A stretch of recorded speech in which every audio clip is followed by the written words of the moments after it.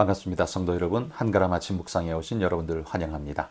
오늘은 욥기서 23장의 말씀 1절부터 마지막 절까지 함께 살펴보도록 하겠습니다. 욥이 대답하여 이르되 오늘도 내게 반항하는 마음과 근심이 있나니 내가 받는 재앙이 탄식보다 무거움이라. 내가 어찌하면 하나님을 발견하고 그의 처소에 나아가랴. 어찌하면 그 앞에서 내가 호소하며 변론할 말을 내 입에 채우고 내게 대답하시는 말씀을 내가 알며 내게 이르시는 것을 내가 깨달으랴. 그가 큰 권능을 가지시고 나와 더불어 다투시겠느냐? 아니로다. 도리어 내 말을 들으시리라. 거기서는 정직한 자가 그와 변론할 수 있은즉 내가 심판자에게서 영원히 벗어나리라. 그런데 내가 앞으로 가도 그가 아니 계시고 뒤로 가도 보이지 아니하며 그가 왼쪽에서 일하시나 내가 만날 수 없고 그가 오른쪽으로 돌이키시나 배울 수 없구나. 그러나 내가 가는 길을 그가 아시나니 그가 나를 단련하신 후에는 내가 순금같이 되어 나오리라. 내 발이 그의 걸음을 바로 따랐으며 내가 그의 길을 지켜 치우치지 아니하였고 내가 그의 입술의 명령을 어기지 아니하고 정한 음식보다 그의 입의 말씀을 귀히 여겼도다. 그는 뜻이 일정하시니 누가 능히 돌이키랴. 그의 마음에 하고자 하시는 것이면 그것을 행하시나니 그런즉 내게 작정하신 것을 이루실 것이라. 이런 일이 그에게 많이 있느니라. 그러므로 내가 그 앞에서 떨며 지각을 얻어 그를 두려워하리라. 하나님이 나의 마음을 약하게 하시며 전능자가 나를 두렵게 하셨나니 이는 내가 두려워하는 것이 어둠 때문이나 흑암이 내 얼굴을 가렸기 때문이 아니로다. 자, 앞장 22장에서 엘리바스는 욥을 또 한 번 세 번째로 공격했습니다. 그러나 23장에 보면 욥의 반응은 이전과는 사뭇 다른 반응을 보이고 있습니다. 이전까지는 적극적 반론자였다면 이제는 체념한 것인지 절망한 것인지 욥은 더 이상 엘리바스의 그의 말에 대해서 공박하지 않고 자신의 처지에 대한 안타까움과 탄식을 쏟아내는 말씀을 오늘 보이고 있습니다. 한마디로 23장은 욥의 탄식 혹은 욥의 한숨이라고 제목을 지어야 옳을 것만 같습니다. 오늘 본문 2절은 이렇게 욥이 말을 꺼냅니다. 오늘도 내게 반항하는 마음과 근심이 있나니 내가 받는 재앙이 탄식보다 무거움이라. 여기 반항이라는 단어가 굉장히 어색하게 좀 들리죠. 하나님 앞에 혹은 이들 앞에 반항하고 있는 자신의 모습을 이야기하는 것처럼 보입니다. 사춘기 반항아처럼 그리고 있습니다만 오늘 말씀은 우리 이 개혁판으로는 조금 어렵습니다만 표준 세번역 성경을 한번 읽어보시기를 권면해 드립니다. 저도 오늘 설교는 표준 세번역 본문을 자주 인용하면서 여러분에게 설명을 함께 나눠보려고 합니다. 표준 세번역 성경 2절에는 이렇게 번역을 하고 있습니다. 오늘도 이렇게 처절하게 탄식할 수밖에 없다니 내가 받는 이 고통에는 아랑곳 없이 그분이 무거운 손으로 여전히 나를 억누르시는구나. 어떻습니까? 훨씬 더 이해하기 쉬운 말로 번역되어서 이 욥의 탄식의 마음이 느껴지지 않습니까? 그는 지금 자신이 겪고 있는 현실을 수긍할 수 없다고 지금 말하고 있습니다. 그러면서 3, 4절에 이어서는 그는 할 수만 있다면 하나님 앞에 나아가서 이 억울함을 호소할 것이며 자신의 변론을 하나님께서는 다 들어 하나님 앞에 다 내어놓고 싶다라고 이야기를 하죠. 욥은 하나님께서는 반드시 자신의 이런 반론에 대해서 불경하다 말씀하지 않으시고 오히려 자신의 말을 끝까지 경청해 주실 거라고 확신합니다. 5절 6절에는 표준어 성경의 표준 세번역에 이렇게 말합니다. 그러면 그분은 무슨 말로 내게 대답하실까? 내게 어떻게 대답하실까? 하나님이 힘으로 나를 억누르실까? 그렇지 않을 것이다. 내가 말씀을 드릴 때에 귀를 기울여 들어주실 것이다. 욥은 하나님 앞에 확신합니다. 하나님은 내가 투정 부리듯 이렇게 말할지라도 하나님은 내 말을 경청해 주실 것이다 확신합니다. 그리고는 이어서 이렇게 7절에 말합니다. 내게 아무런 잘못이 없으니 하나님께 떳떳하게 말씀드릴 수 있을 것이다. 내 말을 다 들으시고 나서는 단호하게 무죄를 선언하실 것이다. 그는 하나님께서 자신에게 분명코 무지하다라고 말할 것이라고 확신하고 있습니다. 그러나 안타까운 것은 8절, 9절에 그분이 어디 계신지 알지 못하는 것, 이게 그의 탄식이라고 말하는 겁니다. 내가 죄 있는지 없는지 그거 모르겠다, 이게 아니라 나는 분명히 하나님 앞에 하나님이 무죄하시다 하실 거라고 확신하는데, 그런데 그 무죄 확정을 해주실 심판장이신 하나님이 지금 어디 계신지를 모르겠다는 거예요. 그래서 8절 9절에는 이렇게 말합니다. 그러나 동쪽으로 가서 찾아보아도 하나님은 거기에 안 계시고 서쪽으로 가서 찾아보아도 하나님을 뵐 수가 없구나. 북쪽에서 일을 하고 계실 터인데도 그분을 뵐 수가 없고 남쪽에서 일을 하고 계실 터인데도 그분을 뵐 수가 없구나. 동서남북 사방으로 아무리 찾아보고 기웃거려 보아도 하나님이 보이지 않는다고 지금 탄식하고 있죠. 이 말씀은 시편 139편에 시인이 노래했던 그 말씀과는 너무나 정반대되는 고백을 하고 있는 겁니다. 시편 139편엔 뭐라고 말했습니까? 내가 여기 가도 저기 가도 하나님은 다 보고 계실 뿐만 아니라 내가 바다 끝에 가서 거한다 할지라도 거기서도 주의 손이 내게, 하나님의 눈길이 내게 머물고 나를 지켜보실 거라고 시편은 그렇게 노래했었습니다. 그런데 같은 하나님을 섬기는 그 같은 하나님이 욥에게는 왜 이렇게 숨어 계신 것일까요? 욥은 바로 이것이 답답하다라는 겁니다.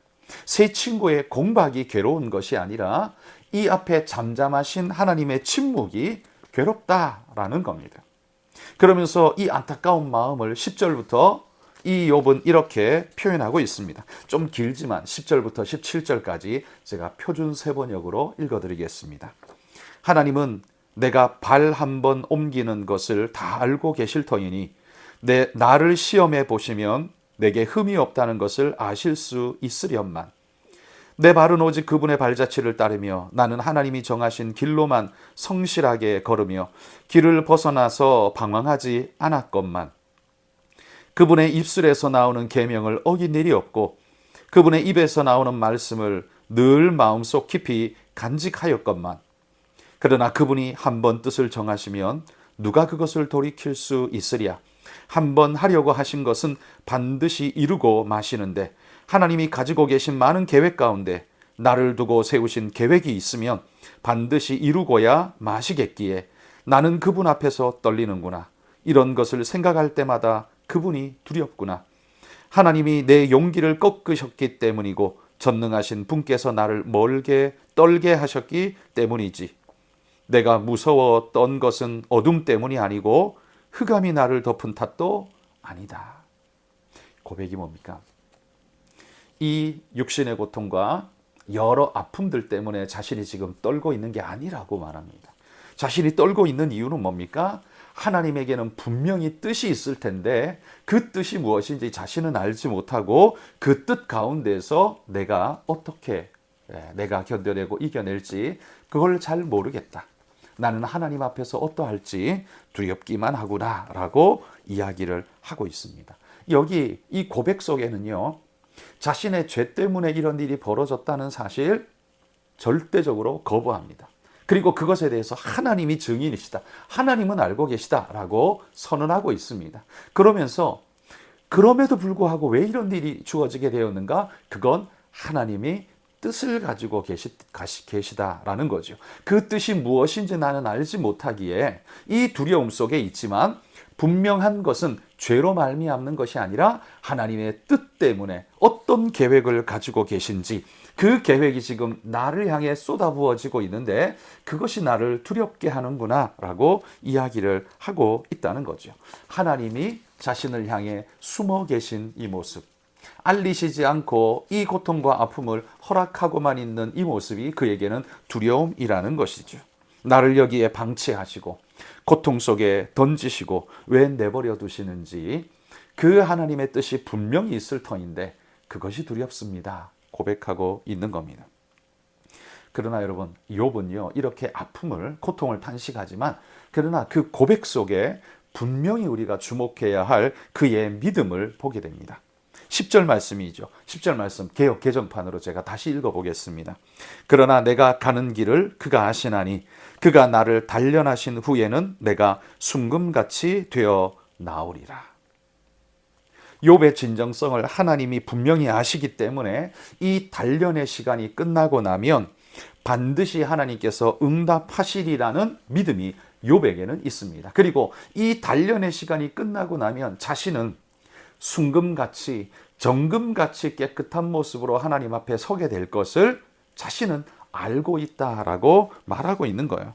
그리고 이건 그때까지 자신을 힘들고 괴롭겠지만 이 힘들고 어려운 일이 자신에게 계속 주어지고 있지만 견디고 견디겠다는 그의 결단이 이 10절 말씀 속에, 고백 속에 내포되어 있는 겁니다. 저는 바로 이 구절이 욥의 믿음이라고 믿습니다. 그는 이 고통과 아픔, 하나님의 뜻이 계실 텐데 내가 그걸 잘 알지는 못하지만 그러나 분명히 아는 것은 이 하나님의 단련이 마치고 난 이후에는 나는 더욱더 정금같이 하나님 앞에 서게 될 것입니다 라는 거예요.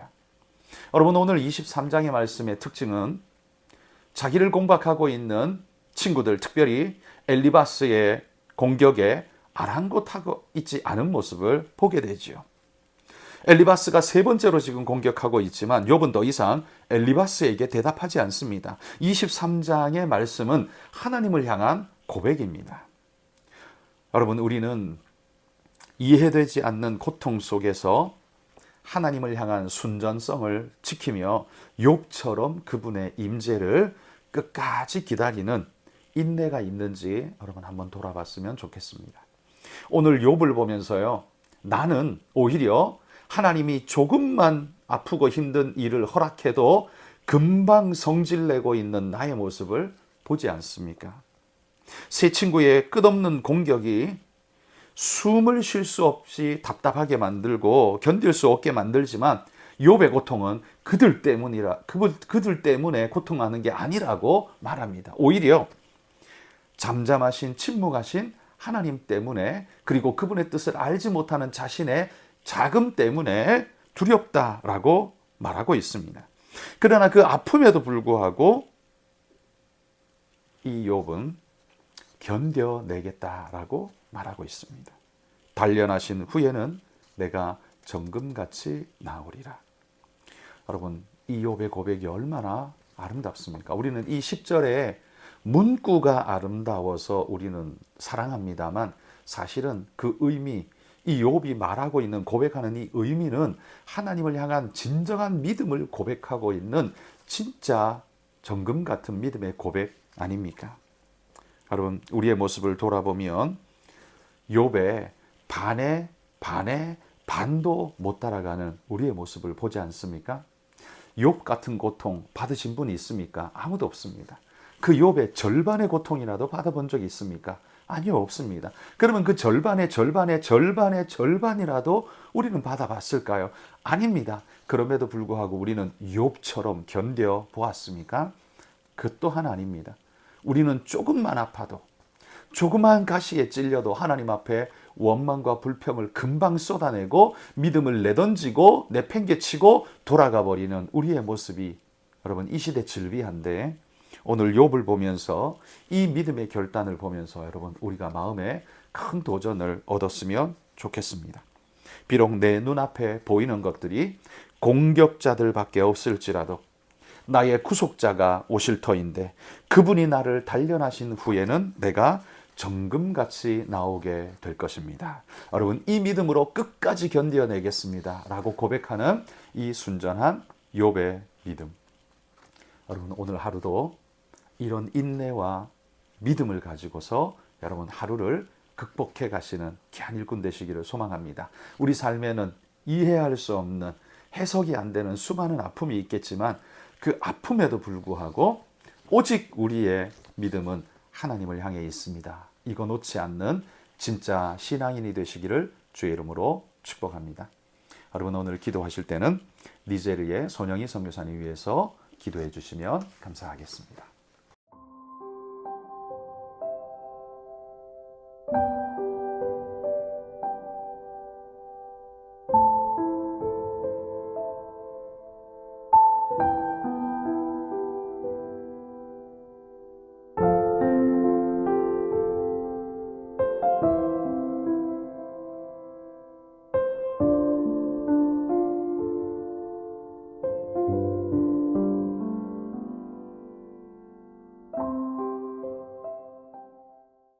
하나님 아버지, 오늘 욥이 당하는 그 극심한 고통 속에 친구들의 끊임없는 그 공박과 공격 앞에도 이제는 초연히 대답하고 있는 욥의 모습을 봅니다.